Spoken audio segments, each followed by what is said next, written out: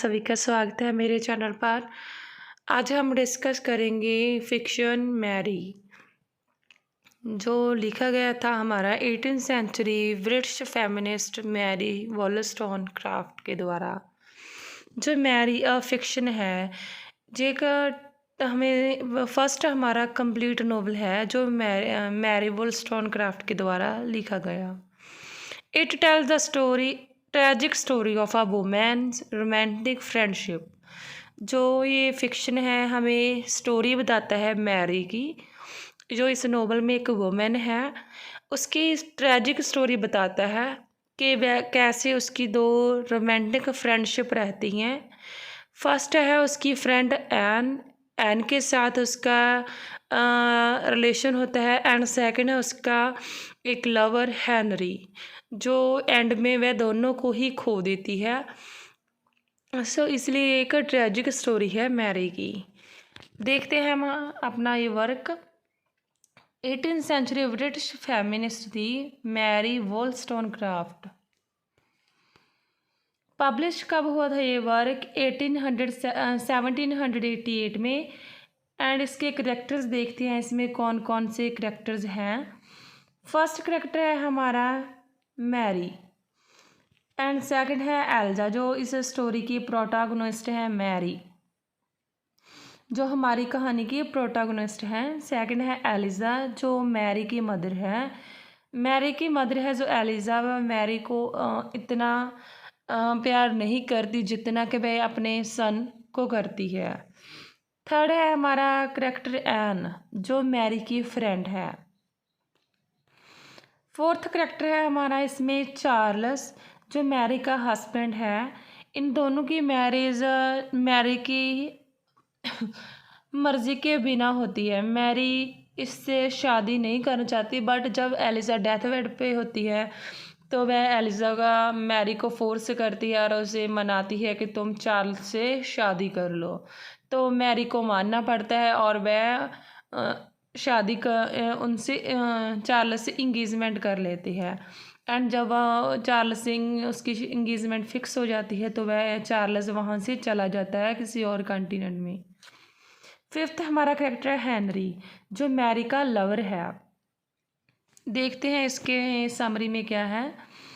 Summary start कैसी होती है, ये स्टोरी इसकी शुरुआत कैसे होती है। मैरी बताती है कि loveless marriage between the Mary's mother and father.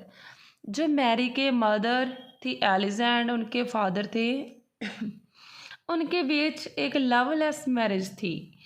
उनमें प्यार नहीं था, दोनों लड़ते रहते थे। उसका जो फादर था वो शराब पीकर अपनी पत्नी एलिजा को मारता पीटता रहता था। मैरी भी अपने फादर से डरती थी। हर फादर वाज ड्रंकार्ड, जो उसके पिता थे क्या थे? एक ड्रंकार्ड, एक शराबी आदमी थे। Her mother does not like to Mary.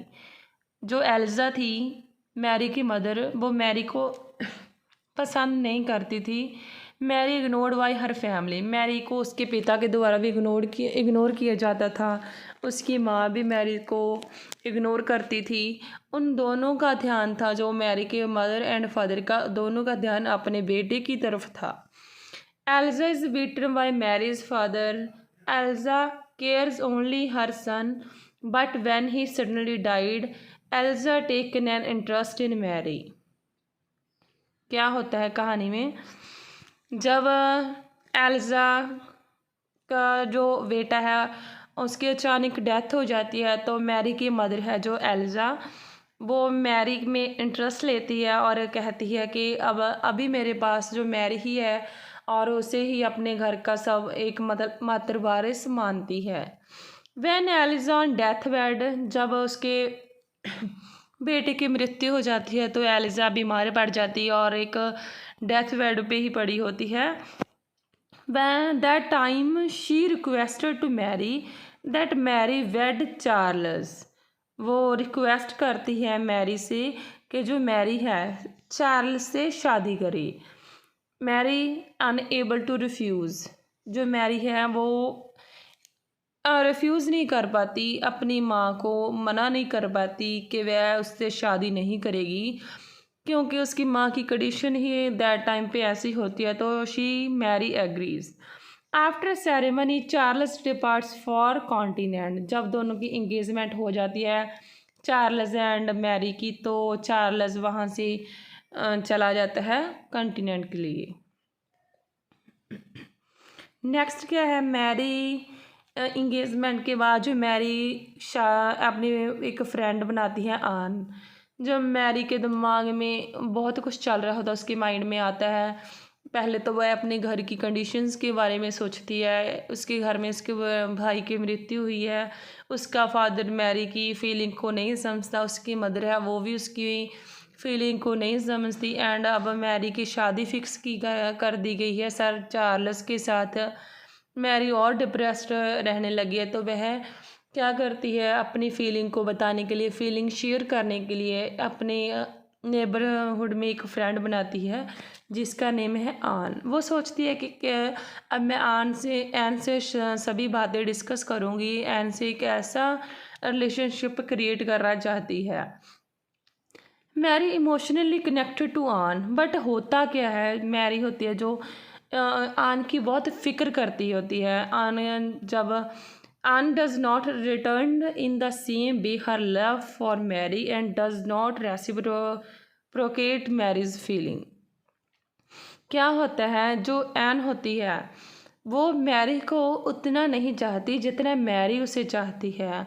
N उसकी फीलिंग की केयर करती है, बट जो एन होती है वो मैरी को इग्नोर करती है। मैरी को जिस टाइप की फ्रेंड मैरी चाहती थी कि आन बने, उस टाइप की जो फ्रेंड है आन नहीं बन पाती। Mary and does not respect Mary's feeling. जो आन होती है वो उसी वे में उसको नहीं चाह पाती जैसा मैरी चाहती थी। Mary helps a lot to Anne when Anne falls into poverty, but Anne does not don't care Mary's feeling। जो मैरी होती है, जब आन अपने मुश्किल समय से गुजर रही होती है, उसके घर में गरीबी होती है, पॉवर्टी में रह रही होती है, तब भी जो मैरी है, एक टाइम ऐसा आ जाता है कि जब आन अपना घर भी एक ऐसे किनारे पे थी कि उसे अपना घर भी छोड़ना पड़ रहा था क्योंकि वह अपने घर का रेंट पे नहीं कर पाती थी। तब भी मैरी क्या करती है, जब मैरी की चार्ल्स से शादी हो जाती है तो मैरी उसके घर का रेंट खुद पे करती है। बट मैरी जो एन होती है वो उसको फिर भी उसकी केयर नहीं करती मैरी की फीलिंग्स की। एन बिकम्स कंजम्पटिव क्या है स्टोरी में, डिसीज़ ऑफ लंग्स। जो एक लंग्स की बीमारी है, फेफड़ों की बीमारी है, जिससे हमें सांस लेने में तकलीफ़ होती है, खांसी छिड़ती है, जैसे कि ट्यूबरक्लोसिस होती है, टीबी के लक्षण होते हैं, वैसी की बीमारी है। आन को वह बीमारी हो जाती है एंड आन होती है जो जल्दी ही मर जाती है। मैरी दुख में चली जाती है, उसके पास अब उसकी फ्रेंड भी नहीं होती। वैसे मैरी ने बहुत कोशिश की थी उसको आन को बचाने की, उसका इलाज करवाने की, लेकिन वह सक्सेस नहीं होती। Mary met Henry at Lisbon में जो जगह है वहाँ पर मैरी आन को लेकर जाती है उसका ट्रीटमेंट करवाने। जो उसे बीमारी हुई होती है लाइक टीबी, उसका ट्रीटमेंट करवाने के लिए आन लिस्बन लेके जाती है मैरी आन को।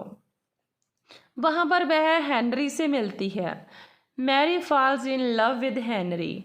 जो मैरी है वो हेनरी से प्यार करने लग जाती है। जय भी जानती है कि वह उसकी शादी चार्ल्स से हो चुकी है, फिर भी वह हेनरी से प्यार करती है। Mary depressed by her marriage to Charles.